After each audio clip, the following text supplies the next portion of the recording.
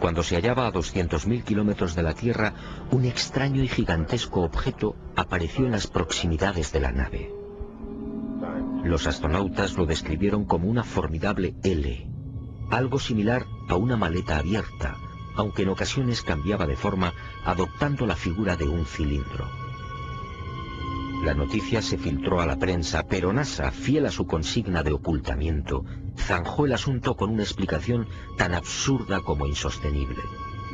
Lo observado por el Apolo 11 solo era el sobrealimentador del cohete Saturno IV. Absurdo, sí, porque en esos momentos la referida fase del cohete se encontraba a 10.800 kilómetros del Apolo. Pero las mentiras de NASA apenas habían empezado.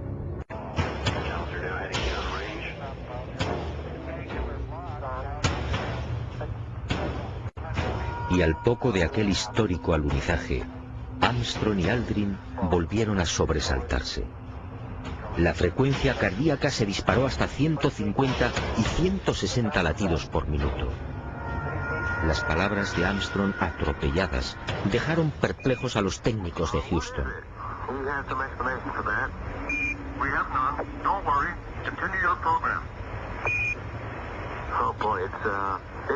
It's really something super fantastic here.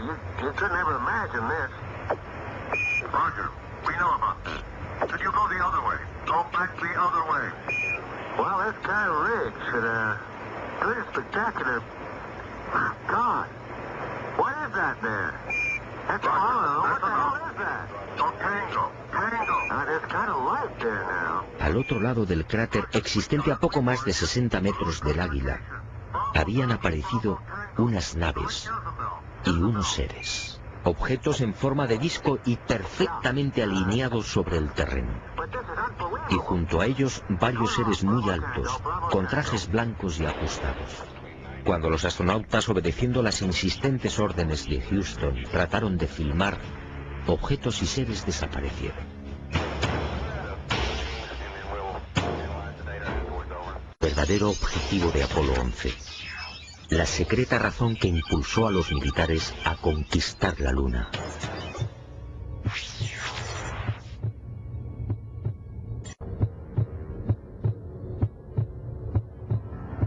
Esta fue la verdad, la única y secreta verdad.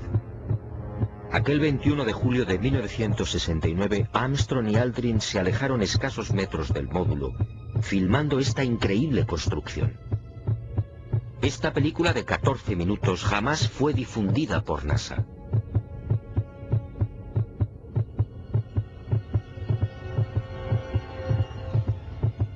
Mirlo Rojo fue uno de los pocos norteamericanos que tuvo acceso a ella. A escasos metros, sí, del Águila. Y no fue casualidad. Todo estaba minuciosamente programado.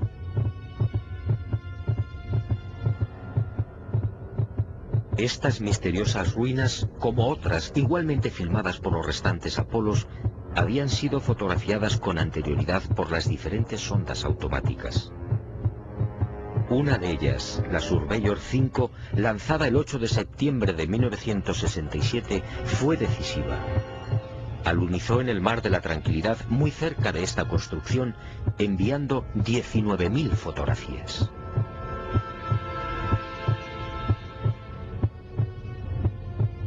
Edificios en ruinas.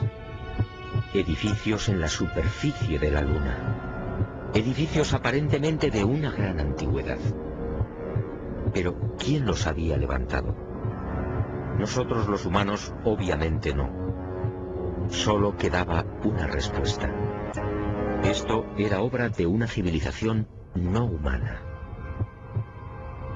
60 metros de longitud con una altura máxima en los muros de 9 metros. Presentaba 12 huecos o ventanas y una especie de puerta frontal de 5 metros de fondo por 3 de altura. Según los análisis practicados en la Tierra, el material con el que había sido construido era similar al de la superficie lunar. Un 60% de los átomos era oxígeno, con un 0.01% del peso constituido por hidrógeno.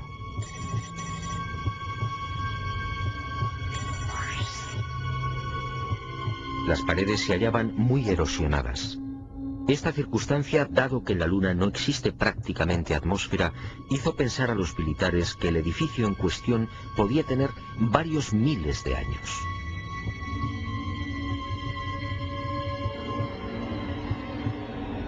La secreta excursión de Armstrong y Aldrin a este hangar y naturalmente los 14 minutos de película jamás fueron difundidos por NASA. Oficialmente no existen. Una vez más, mintieron. No fue el insignificante peso de las rocas lo que precipitó el corazón de Armstrong. Fue la visión de aquel edificio. Y volvieron a filmar construcciones.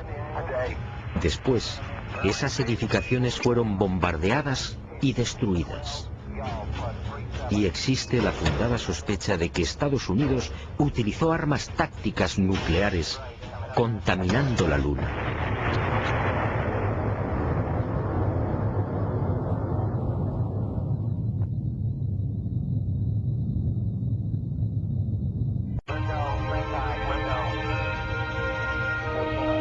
Así se cerró la segunda fase del diabólico plan. Los militares norteamericanos no lo consintieron. Esas estructuras podían provocar el caos en la Tierra. Eso dijeron.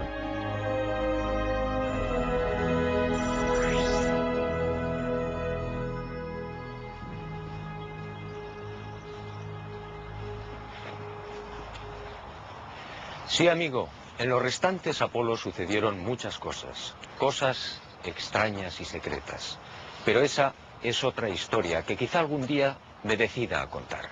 Suponiendo, claro está, que siga vivo. Por cierto, desde aquel diciembre del 72 han transcurrido más de 30 años.